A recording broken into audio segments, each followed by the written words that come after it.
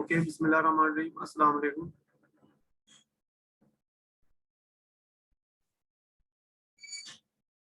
मेरी आवाज आ रही है आपको?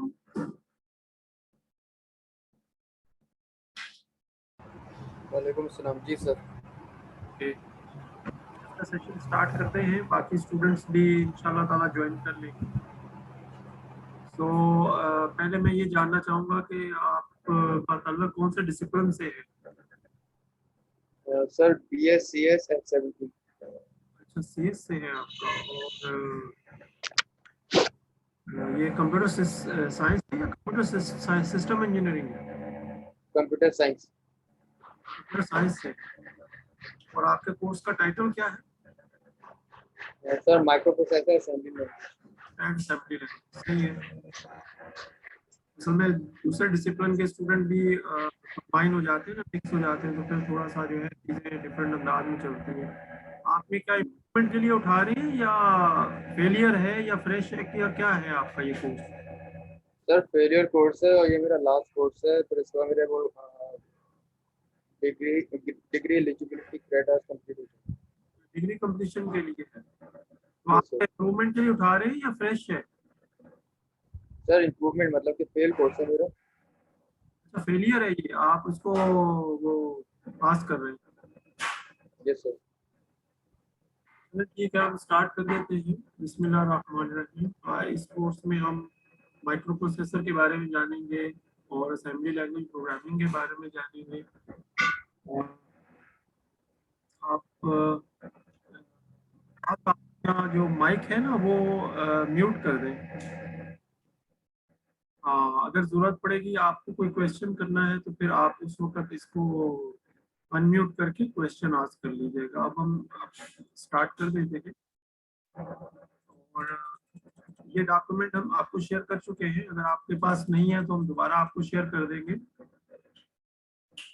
इस डॉक्यूमेंट से हम स्टार्ट करेंगे, फिर इंशाल्लाह जो बुक्स हैं डिफरेंट और जो वेबसाइट्स हैं उनको हम इंशाल्लाह इनकॉर्पोरेट करते जाएंगे over a period of time. So first of all, what is the assembly language और what is a microprocessor? सबसे पहले तो माइक्रो प्रोसेसर के बारे में जान लेते हैं और असेंबली लैंग्वेज के बारे में जान लेते हैं कि ये क्या चीज़ें हैं और इनको हम क्यों सीखते हैं और ये कोर्सेज का हिस्सा क्यों है, इनको करने से हमें क्या फ़ायदा मिलेगा, ताकि हमारा इंटरेस्ट जो है वो थोड़ा सा डेवलप हो जाए। जब हम कंप्यूटर की बात करते हैं, साथ साथ मैं चाहूँगा हम थोड़ा एनोटेशन जो है उनका भी सहारा ले लें। और इसके साथ साथ जो है वो हमें थोड़ी सी यहाँ स्पेस भी चाहिए, तो वो स्पेस हम जो है वो जो पेंट ब्रश है इसकी मदद से हम यहाँ पे एक साइड में थोड़ी सी स्पेस ले लेते हैं। तो सबसे पहले बात एक कंप्यूटर सिस्टम की करते हैं। जब हम एक कंप्यूटर सिस्टम की बात करते हैं तो उसमें हमें जो है वो दो तीन तीन चीज़ों से वास्ता पड़ता है। सबसे पहले जो है उसमें अगर हम देखें तो हमारे पास इनपुट है, इसके बाद जो है वो हमारे पास एक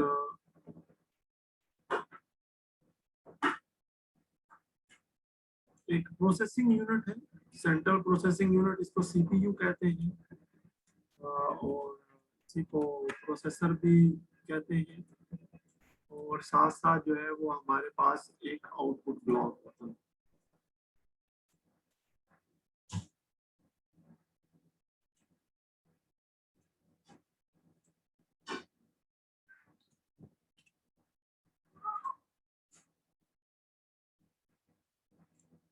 तो इनपुट जब हम एंटर करते हैं किसी भी सिस्टम में, जब हम इनपुट की बात करते हैं कीबोर्ड से, या अगर स्मार्टफोन की बात करें क्योंकि वो भी एक कंप्यूटर है छोटा सा, तो इनपुट से हम कुछ इंफॉर्मेशन जो है वो सीपीयू को पहुंचाते हैं। सीपीयू उसको प्रोसेस करता है और सीपीयू प्रोसेस करने के बाद एक आउटपुट जनरेट करता है और वो आउटपुट आमतौर पे हमें डिस्प्ले में नजर आती है।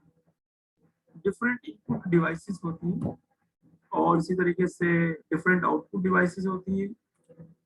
अगर हम कहें कि कीबोर्ड एक सिंपल एग्जांपल है जिसमें हम इनपुट करते हैं। इसी तरीके से मोबाइल फोन में टच स्क्रीन है, वो टच स्क्रीन जो है वो इनपुट के लिए भी यूज होती है और आउटपुट के लिए भी यूज होती है।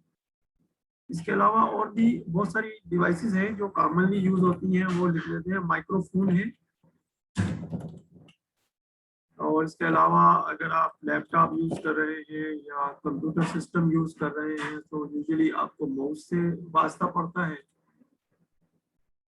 इसी तरीके से आपके पास इनपुट डिवाइस में कैमरा है, स्कैनर है, जो आप आमतौर पे यूज कर रहे होते हैं।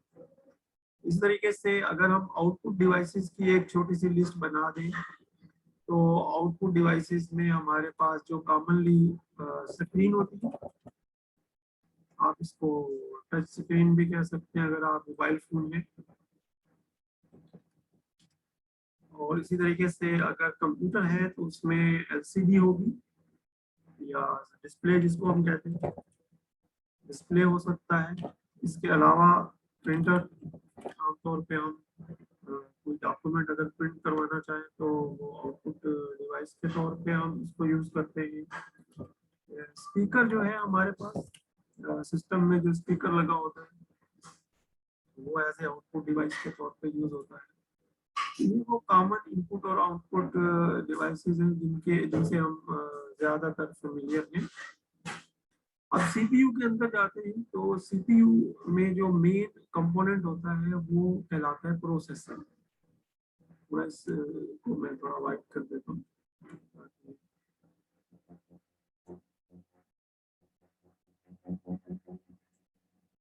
हाँ, तो अब जो है इसमें प्रोसेसर की बात कर लेते हैं।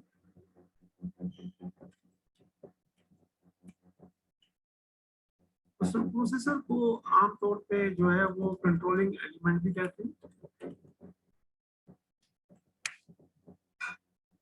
और इसका पर्पस ये होता है कि ये पूरे जो प्रोसीजर्स है, यानी जो इनपुट और आउटपुट और इसके अंदर जो प्रोसेसिंग है उसको फैसिलिटेट करता है। ये अपनी टास्क जो है ये तीन मुख्तलिफ या कुछ जगहों पे चार भी स्पेसिफाई किए हुए हैं, क्योंकि कंप्यूटर सिस्टम इसकी एक एग्जांपल है।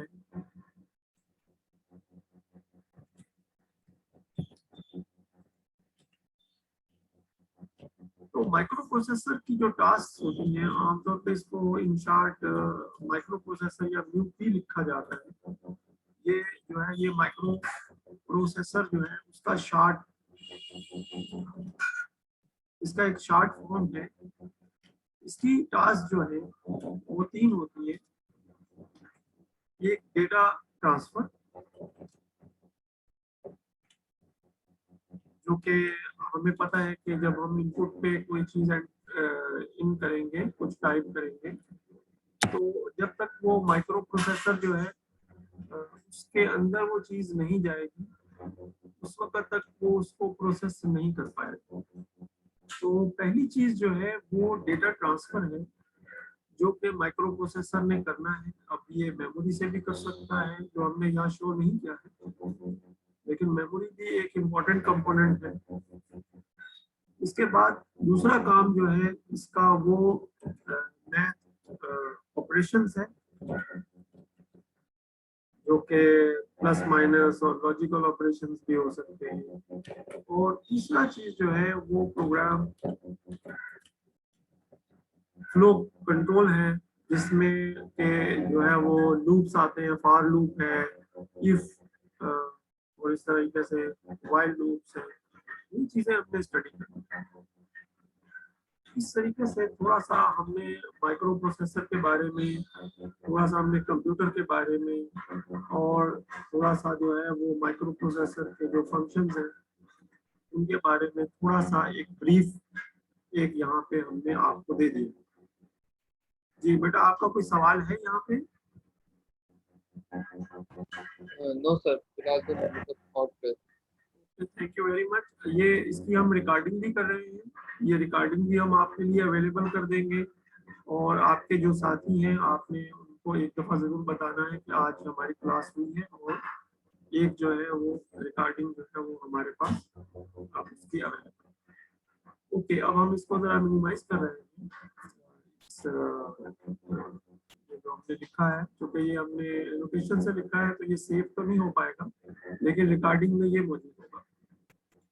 तो अब हम जो है वो चलते हैं माइक्रो प्रोसेसर के बाद अब हम चलते हैं असेंबली लैंग्वेज। सो असेंबली लैंग्वेज की जब हम बात करते हैं, each personal computer has a microprocessor that manages the computer's arithmetic, logical, and control activities. So microprocessor is present, and what it does some arithmetic, logical operation, and it does control activities. आमतौर पे आप अगर different books जो है उनको consult करेंगे तो micro processor की डिफरेंट डेफिनेशंस आपको नजर आएंगी, लेकिन यहाँ पे हम माइक्रो प्रोसेसर के लिए जो वर्ड यूज करेंगे वो एक कंट्रोलिंग एलिमेंट का है। ये कंट्रोलिंग एलिमेंट हम हार्डवेयर के पर्सपेक्टिव से बात करेंगे और सॉफ्टवेयर के पर्सपेक्टिव से हम बात करेंगे कि ये एक प्रोग्रामेबल डिवाइस है, और साथ साथ हम कहेंगे कि चूंकि ये प्रोग्रामेबल डिवाइस है तो इसको प्रोग्राम करने के लिए हमें एक प्रोग्रामिंग या कंप्यूटर लैंग्वेज की भी जरूरत होगी, जो कि ये जो माइक्रो प्रोसेसर है ये उसको समझ सके और जो हम इससे काम लेना चाह रहे हैं ये उसके मुताबिक फिर काम कर सके। तो जब भी आपसे एक डेफिनेशन में पूछा जाए कि माइक्रो प्रोसेसर बताएं क्या, डिफाइन माइक्रो प्रोसेसर, तो आप इस तरीके से एक्सप्लेन करेंगे कि it is a controlling element and it is a programmable device. We use a computer programming language to primarily use it. It also is a process engine. ये एक process engine भी है जो कि primarily के बहुत सारे नाम हैं और बहुत सारी इस पे बहुत सारी चीजें लिखी गई हैं। इसका यूज जो है वो ऑलमोस्ट एवरी जगह तकरीबन तमाम लाइफ के शोबों जो है उनमें एज ए टूल यूज किया जाता है। जैसे स्मार्टफोन है, आप उसको इस वक्त यूज कर रहे होंगे, या लैपटॉप है, टैबलेट है, उसको हम एक लर्निंग के इन्वायरमेंट में यूज कर रहे हैं। सो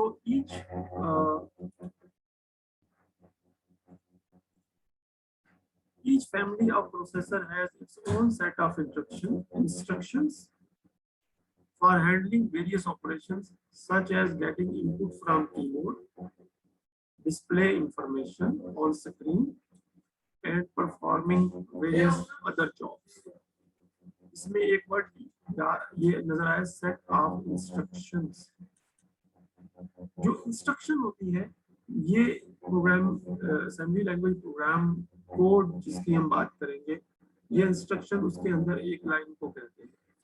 तो जब एक सेट ऑफ इंस्ट्रक्शन की बात करेंगे तो हम कहेंगे कि ये प्राइमरी एक प्रोग्राम कोड है या प्रोग्राम है, कंप्यूटर प्रोग्राम है इन शॉर्ट। इसको हम कोड भी कह सकते हैं, इसको हम कोड ब्लॉक भी कह सकते हैं।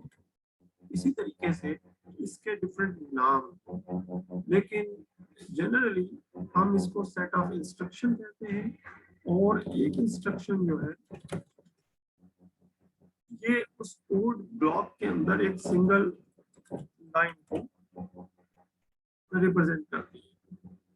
आपने सी लैंग्वेज पढ़ी होगी, मेरा सवाल है आपसे, आज आपने सी लैंग्वेज पढ़ी है? नो सर, सी लैंग्वेज नहीं पढ़ी। आपने सी लैंग्वेज नहीं पढ़ी है?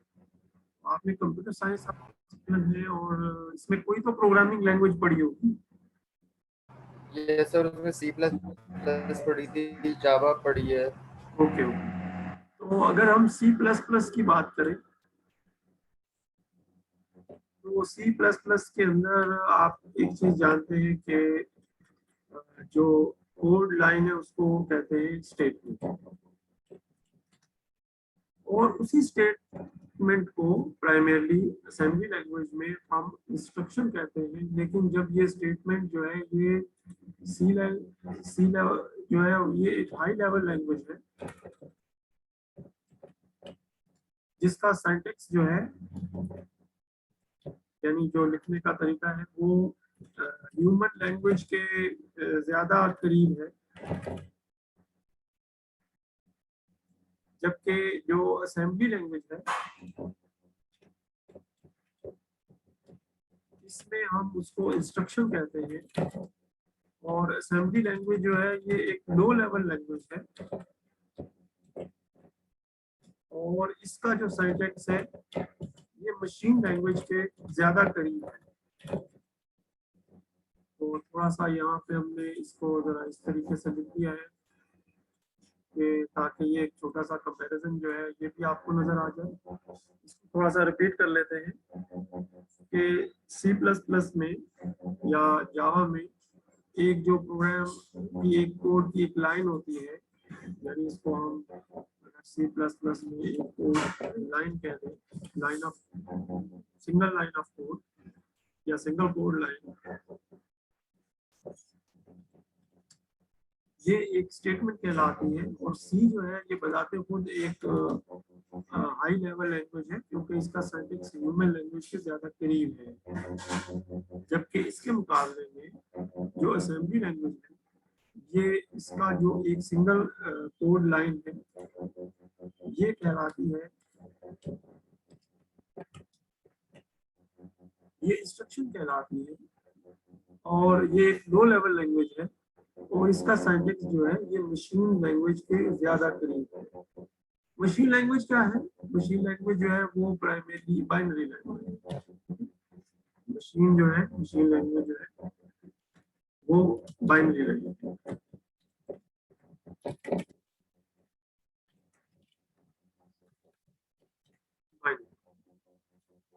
तो ये जैसे जैसे हम थोड़ा सा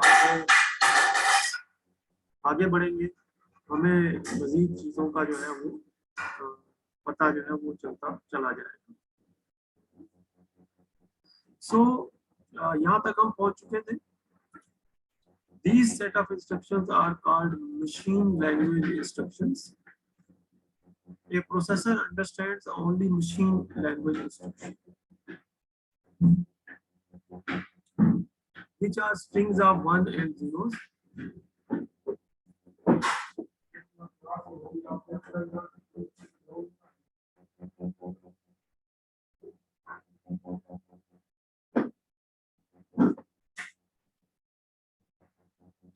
Which are strings of ones and zeros. However,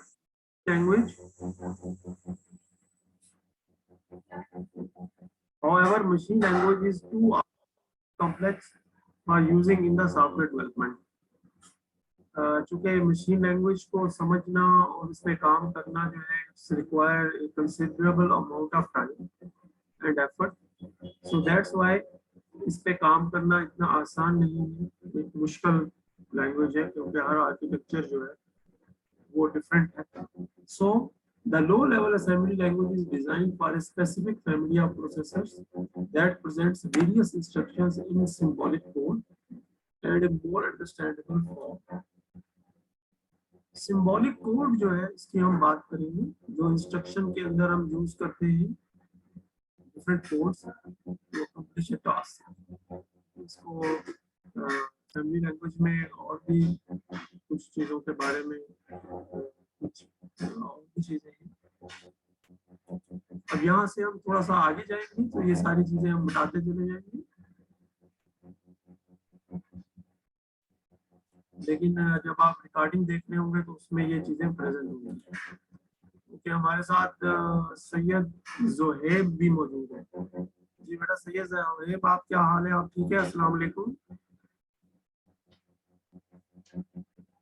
Syed Zoheb, आपको आवाज आ रही है? आपका माइक जो है वो म्यूट है, थोड़ी देर के लिए अनम्यूट कर दें।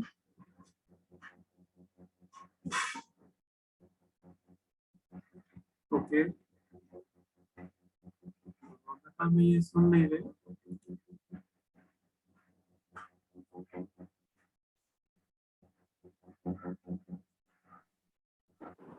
अस्सलाम सर। वालेकुम आवाज आ रही अस्सलाम, क्या हाल है है? सर? वो माइक। कोई बात नहीं बेटा, आपका कौन सा डिसिप्लिन है? जी सर, रजिस्टर। जी, जी सर, रजिस्टर हुआ अभी मेरा जो है पास हुआ है, मतलब 2-3 दिन पहले। कौन सा आप किस प्रोग्राम में इनरोल्ड है? यानी वो जो आपका डिसिप्लिन है वो क्या है? कंप्यूटर साइंस है, कंप्यूटर इंजीनियरिंग है? कंप्यूटर साइंस है सर। कंप्यूटर साइंस, जी, CS। Computer science. जी सर, कंप्यूटर साइंस। ओके, तो आपने ये कोर्स क्यों उठाया है? ये आपका क्या फेलियर कोर्स है या इम्प्रूवमेंट है? नहीं सर, ये फ्रेश मेरा कोर्स है। फ्रेश कोर्स है, तो क्या आप पास आउट होने वाले हैं? जी सर, ये मेरा एक कोर्स बचा था, तो ये कि उसके बाद ये कि मैं इंशाल्लाह पास आउट हो जाऊंगा। चले ठीक है। अब हम कुछ टाइम से इसको हमने कंटिन्यू किया हुआ है, कुछ चीज़ें हम कर चुके हैं, कुछ पढ़ चुके हैं। अब आप म्यूट कर लें, अपना माइक जी, को म्यूट कर लें ताकि हम फिर आगे बढ़ते हैं। Okay.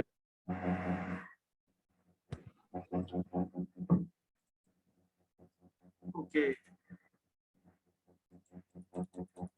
now we go ahead. Okay, what are the advantages and disadvantages are working with assembly language? assembly language के साथ जब हम सीखते हैं या इसको अगर हम थोड़ा सा एक्सपर्ट बन जाते हैं इसमें, तो इससे हमें क्या बेनिफिट मिलते हैं? So having an understanding of the assembly language makes one person or जो learner है aware of how program interface with the operator processor and basic input output system. So OS stand for operating system, and BIOS stand for basic input output system, जो कि primarily system, जब हम एक computer खरीदते हैं या एक mobile phone खरीदते हैं तो उसके अंदर बायोस भी होता है और उसके अंदर ऑपरेटिंग सिस्टम भी होता है. So how data is represented in memory and other external devices, how the processor access and execute instructions, how instructions access and process data, how a program access the external devices. So this is a very specific and technically in-depth information. ये course जो है ये हमें इन चीज़ों के बारे में या असेंबली लैंग्वेज को जो लर्न करना है वो हमें इन चीज़ों के बारे में बताएगा. Other advantages of using assembly language include it requires less memory and execution time. अगर देखें मार्केट में जो हमारे पास लैंग्वेजेस अवेलेबल हैं, सी के वेरिएंट्स हैं, सी है, C++ है, अगर आप देखें तो जावा है, पाइथन है, भी कुछ लैंग्वेजेस हैं जो कि फेमस है. इसके बाद जो है वो असेंबली लैंग्वेज है. असेंबली लैंग्वेज में भी कुछ फ्लेवर्स हैं, जैसे माइक्रोसॉफ्ट अपना एक असेंबली लैंग्वेज का वो है. इसी तरीके से कुछ और कंपनीज हैं उनका अपना एक असेंबली लैंग्वेज का है. फॉर एग्जांपल जो है वो जो ओपन लैंग्वेजेस हैं उनका अपना एक सेटअप है. So the difference between them is C++ and assembly language, because जो language machine लैंग्वेज के करीब होगी वो उतनी ज्यादा फास्ट होगी. तो अगर हम इनको एक दफा वो कर लें, क्या कहते हैं, रिवाइज कर लें, तो सी और सबसे फास्ट सी, फिर जावा और फिर पाइथन. थोड़ा इसको उलट लिखना होगा हमें, यानी सबसे पहले जो लैंग्वेज जो सबसे फास्टर है उसको हमने ऊपर लिख दिया है और उसके बाद जो कम फास्ट है वो उससे नीचे लिख दिए है, उससे कम फास्ट और उससे कम फास्ट हमने नीचे लिख दिए. ये जनरल सेटिंग है, याद रखिएगा जनरल सेटिंग है. कुछ लोगों ने पाइथन के साथ कुछ ऐसी यानी एग्जीक्यूटेबल फाइल बना के और उसके अंदर ऐसी ऑप्टिमाइजेशन की है कि उसका कोड जो है वो नियर सी लैंग्वेज के करीब हो गया है। इसी तरीके से जावा में भी जो है वो जब हम किसी प्रोग्राम को हार्डवेयर के अंदर रन करते हैं तो उसकी जो स्पीड है वो बढ़ जाती है।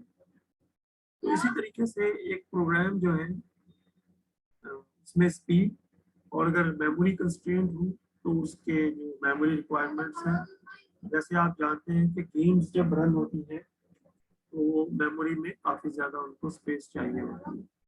तो गेम्स जो है वो आमतौर पे हाई लेवल लैंग्वेज प्रोग्रामिंग में बनती है, लेकिन इनिशियली जो गेम्स हैं वो असेंबली लैंग्वेज में बनाई गई और सी में बनाई गई। उनके इंटरफेस इतने बेहतर तो नहीं थे, लेकिन उनकी स्पीड ऑफ एग्जीक्यूशन काफ़ी बेहतर थी। So it allows hardware specific complex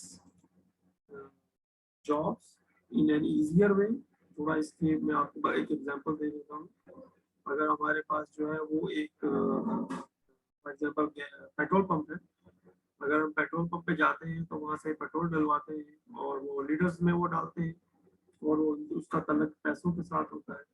तो उसमें जो प्रोसीजर चाहिए होती है इतनी जो है वो एक ड्रॉप जो है या एक ड्रॉप कम एक ड्रॉप ज्यादा इस तरीके से बहुत, क्योंकि बिजनेस इफेक्ट होता है ओवरऑल। ऐसी चीजों में जो है वो यूज असेंबली लैंग्वेज का होता है। जैसे एक मेटल शीट तैयार करनी है, अगर उसकी थिकनेस जो है वो एक रिक्वायर्ड लेवल तक चाहिए तो उसमें जो है वो इम्प्लीमेंट करने के लिए और इस तरीके से बहुत सारे और ऐसे सिस्टम हैं जो हार्डवेयर में जब उनमें प्रोसाइज चाहिए होता है टाइमिंग और मेमोरी कंस्ट्रेंट रिक्वायरमेंट्स होती हैं जैसे माइक्रो कंट्रोलर है, तो उस सूरत में फिर असेंबली लैंग्वेज का यूज किया जाता है। It is also suitable for time critical jobs and in most suitable for writing the interrupt service routines and other memory resident programs। अब आपको पता है कि मेमोरी रेजिडेंट प्रोग्राम्स की जो फेमस एग्जांपल है वो तो वायरस है, यानी एक ऐसा प्रोग्राम जो कि अनडिजायरेबल और रेप्लिकेटिंग है। तो इस तरह के जो प्रोग्राम्स हैं वो भी इसी लैंग्वेज में लिखे जाते हैं।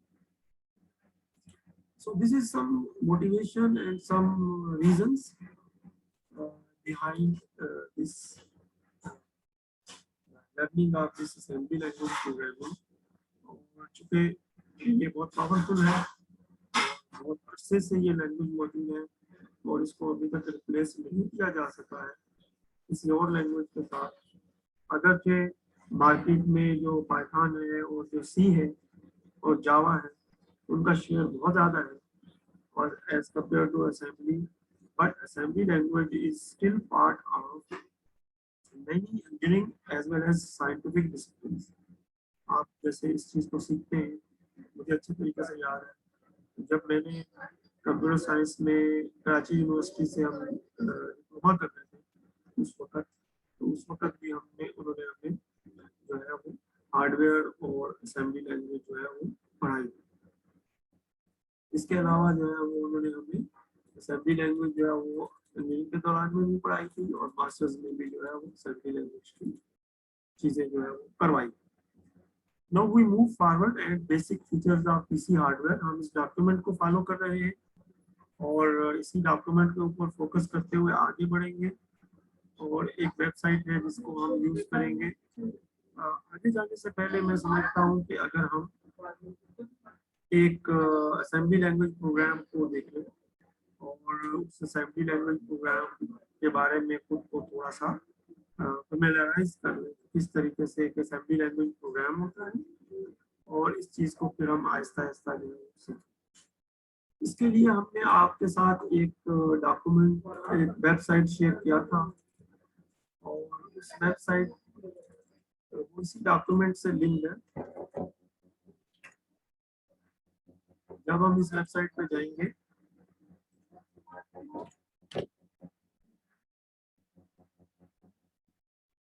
तो हमारे पास एक ऑनलाइन जो है वो प्राइमरी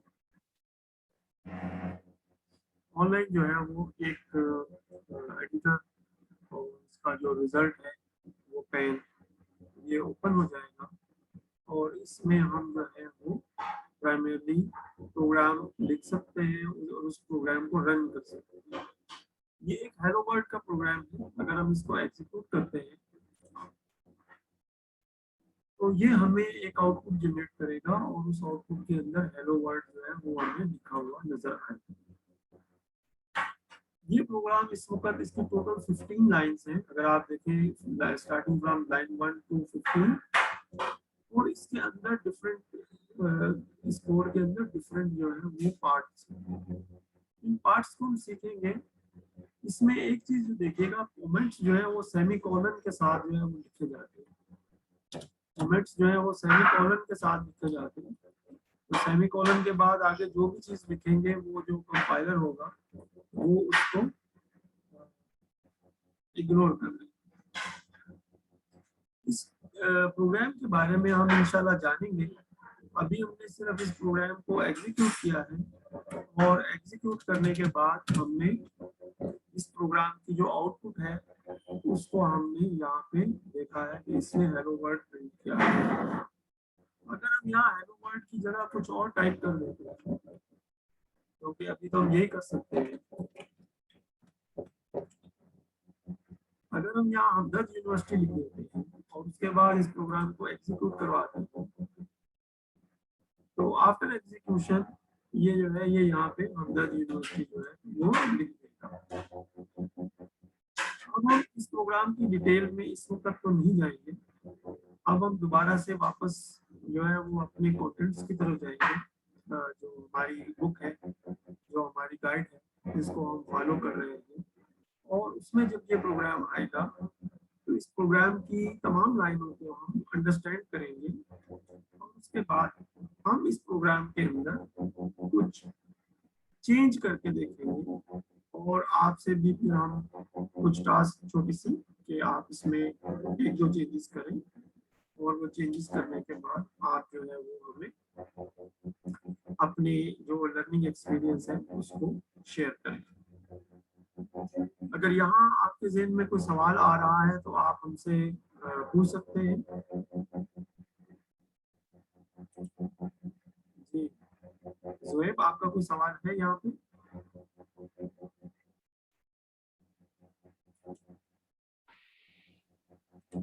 नहीं सर, कोई सवाल नहीं sir. As there is no question, so we are moving towards our main document, जो कि हम किताब की सूरत में हम इसको गो थ्रू कर रहे हैं। यहाँ से हम और भी आगे जो है वो चलते चलेंगे। So basic features of PC hardware. इस अब जो हमारा टॉपिक स्टार्ट हो रहा है, इसमें जो हार्डवेयर है उससे भी थोड़ी डिटेल की बात करेंगे। The main internal hardware of a PC consists of processor, memory and the registers. अब ये चीज जो उसने बताई है, अगर हम इसको थोड़ा सा समझ लें, ये मेन बोर्ड की बात कर रहा है। अगर हम जो सेंट्रल प्रोसेसिंग यूनिट के ऊपर जो सीपीयू के अंदर जो मेन बोर्ड, मदरबोर्ड जिसको कहते हैं, इस मदरबोर्ड के अंदर जो मेन चिप लगी हुई है वो प्राइमरली एक माइक्रो प्रोसेसर।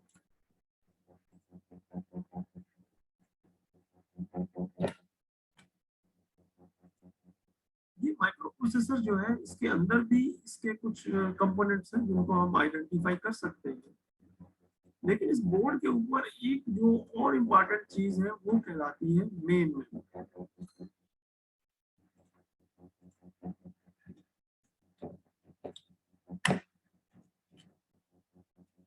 मेन मेमोरी, तो जब भी हम कंप्यूटर को यूज करते हैं, किसी भी एप्लीकेशन को एग्जीक्यूट करते हैं कंप्यूटर में या अपने मोबाइल फोन में, तो वो जो कोड होता है, जो उस एप्लीकेशन का कोड होता है, वो वहाँ से जो एसडी रैम होती है, यानी जो हमारा कार्ड इसके अंदर लगा हो, उसमें से वो मेन मेमोरी में कॉपी होता है। मेन मेमोरी से माइक्रो प्रोसेसर जो है वो इसको एग्जीक्यूट करता है। अगर हम माइक्रो प्रोसेसर के अंदर चले जाएं तो इसके अंदर जो है वो हमें 3 यूनिट बहुत जो है वो कॉमनली नजर आएगा। पहला यूनिट जो है वो इसके अंदर एक मेमोरी है, या यूं समझिए कि रजिस्टर्स की सूरत में रजिस्टर्स की सूरत में इसकी इंटरनल मेमोरी है, जहाँ ये टेम्पोररी जो है जो डेटा आएगा या इंफॉर्मेशन या कोड आएगा उसको यहाँ पे होल्ड रखेगा। इसके बाद एक इसके पास अरिथमेटिक एंड लॉजिकल यूनिट है, जिसको ALU कहते हैं। ये अरिथमेटिक एंड लॉजिकल यूनिट जो है इसकी मदद से इसमें जो है डिफरेंट मैथमेटिकल ऑपरेशंस जो है ये परफॉर्म करना है। और एक इसके अंदर जो है वो कंट्रोल यूनिट होता है। अगर मैं इसको यहाँ लिखूं,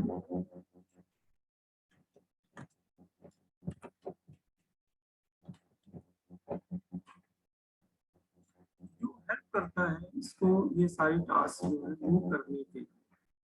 इसके अलावा अगर हम बोर्ड के ऊपर देखें तो उसमें हमें एडिशनल सर्किट्स भी नजर आएंगे, जो कि ये सर्किट्स जो है ये हेल्प करेंगे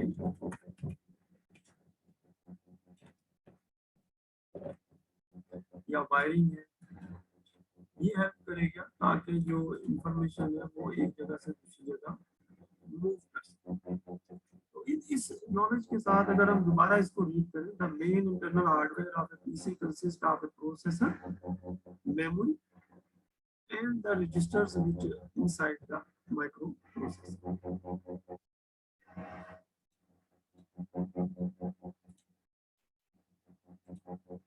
So these registers are processor components that hold data and the address. Data अगर यहाँ से कॉपी होता है रजिस्टर्स के अंदर में मेन मेमोरी में किस जगह पे ये डेटा मौजूद है, प्रोसेस करने के बाद किस जगह पे जो है वो इसको रिजल्ट को किस जगह पे सेव करना है। So to execute a program, the system copies it from the external device into the internal memory. ये पहला स्टेप होगा। जैसे प्रोग्राम एग्जीक्यूट होगा, सिस्टम या ऑपरेटिंग सिस्टम जिसको कहते हैं, copies the program from external device into the into the internal memory, and then the processor executes the program instructions. Internal memory जो है वो ये रजिस्टर्स है, और एक्सटर्नल मेमोरी जो है वो ये मेन मेमोरी है। और मेन मेमोरी चूंकि बोर्ड के ऊपर मौजूद है, इसके अलावा जो एक्सटर्नल डिवाइसेस हैं उनकी अपनी एक मेमोरी है जहाँ से जो है वो माइक्रो प्रोसेसर रीड करेगा।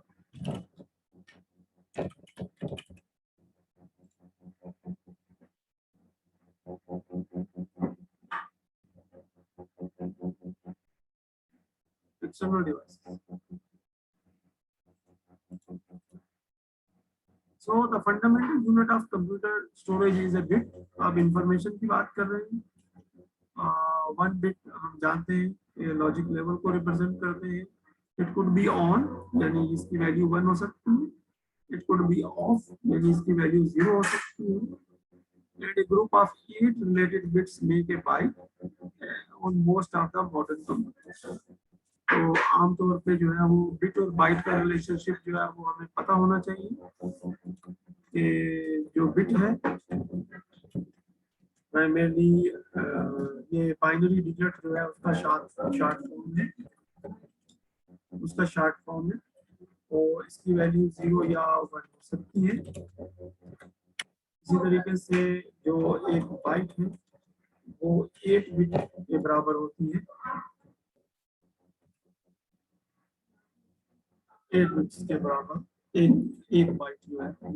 इसी तरीके से फिर आगे मेमोरी के यूनिट्स हैं, और वो मेमोरी के यूनिट्स जो है वो फिर मेगाबाइट में, फिर गीगाबाइट में, और आजकल तो जो हार्ड डिस्क है टेराबाइट तक चली गई है। अब हम थोड़ा सा आगे चलेंगे।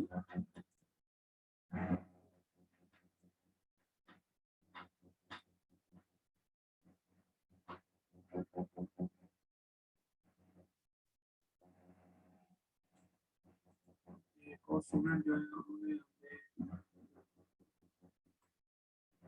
ज्वाइन कर लिया है।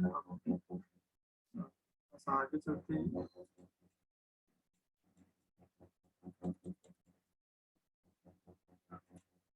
So the parity bit is used to make the number of bits in a byte. और अभी हम इस चीज को डिटेल में डिस्कस नहीं करेंगे कि parity जो है वो parity bit और parity सिर्फ इसका फंक्शन हम देखेंगे कि why parity bit is used. अगर हम देखें कि ये हमारा एक बोर्ड है और इस बोर्ड के ऊपर हमारे पास एक यूनिट जो है वो यहाँ आईसी है और एक यूनिट जो है वो यहाँ लगा हुआ है कंप्यूटर बोर्ड के ऊपर, और हमें जो है वो यहाँ से यहाँ तक डेटा जो है उसको पहुँचाना है। और ये हमारे पास जो है ये 8 वायर्स है, नंबर ऑफ वायर्स जो है वो 8 है। तो जो डेटा जो है वो हमारे पास जो बिट यहाँ होगी वो यहाँ बहुत जल्दी पहुँच जाएगी, और जो बिट यहाँ पे होगी उसको यहाँ पहुँचने में थोड़ा सा टाइम लगेगा, क्योंकि ये वायर जो है इसकी लेंथ ज़्यादा है और ये जो वायर है इसकी लेंथ कम है। तो ये एक वजह हो सकती है जिसकी वजह से जो डेटा यहाँ पे यहाँ से यहाँ पे भेजा गया उसमें एरर आने का चांस, इस एरर का चांस जो है उसको रिमूव करने के लिए एक अरेंजमेंट यूज की जाती है जिसमें पैरिटी बिट का इस्तेमाल किया जाता है।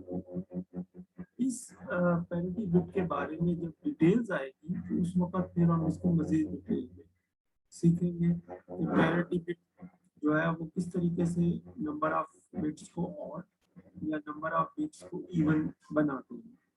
ये एक इम्पोर्टेंट कम्युनिकेशन पैरामीटर है, और जब हम डिफरेंट डिवाइसेस के दरमियान कम्युनिकेशन को एस्टेब्लिश करते हैं तो उसमें हम इस ऑप्शन का यूज कर सकते हैं, खास तौर पे एक ऐसी इन्वायरमेंट में जहाँ कि हमें पता है कि ड्यू टू इलेक्ट्रोमैग्नेटिक फोर्स है उसकी वजह से सिग्नल्स जो है वो अफेक्ट कर सकते हैं। तो इसको अभी हम इतनी डिटेल में यहाँ पे नहीं आपसे डिस्कस करेंगे, लेकिन एक पॉइंट जहाँ ये दोबारा रीअपीयर होगा वहाँ यकीनन हम इसको देखेंगे। The processor supports the following data sizes. Data sizes are very important जब हम प्रोग्राम को राइट कर रहे होते हैं।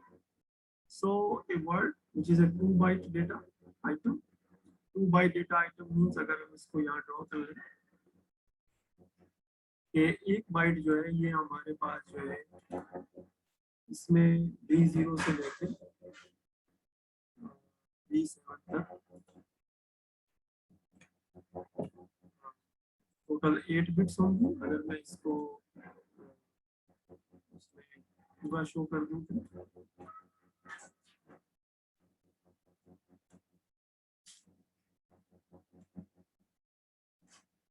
so these are D0, D1, D2, D3, D4, D5, D6 and D7। अगर हम 2 बाइट्स को ले लेते हैं, यानी इसी को अगर हम 2 बाइट्स की फॉर्म में ले लेते हैं तो फिर ये स्टार्ट होगी फ्रॉम 0, यानी D0 से लेके D15 तक। तो जब 0 से स्टार्ट करेंगे तो 0, 1, 2, 3 और इस तरीके से आगे चलते चलते तो ये जो हमारे पास जो डेटा होगा ये 16 बिट का डेटा इसके अंदर हम अकोमोडेट कर सकते हैं। सो 16 बिट डेटा जो है ये 2 बाइट के बराबर होगा।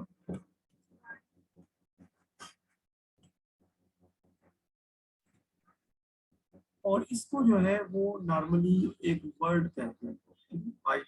अब ये जो है ना, ये जो ऊपर हमने डायग्राम बनाई है ये एक वर्ड को रिप्रेजेंट कर रही है। इसी तरीके से डबल वर्ड होगा जिसमें 4 बाइट्स होंगी, क्वाड वर्ड होगा जिसमें 8 बाइट्स होंगी, एक पैराग्राफ जिसमें 16 bytes 128 bit area, similarly kilobyte and megabyte. इस तरह ये यूनिट्स जो है ये आगे चलते जाएंगे और प्रोग्रामिंग में भी हम इस वर्ड का बाइट का यूज करेंगे। ओके, ये हमारा number system, binary number system का टॉपिक स्टार्ट होगा, और उस टॉपिक से पहले हमें एक छोटा सा ब्रेक लेना है।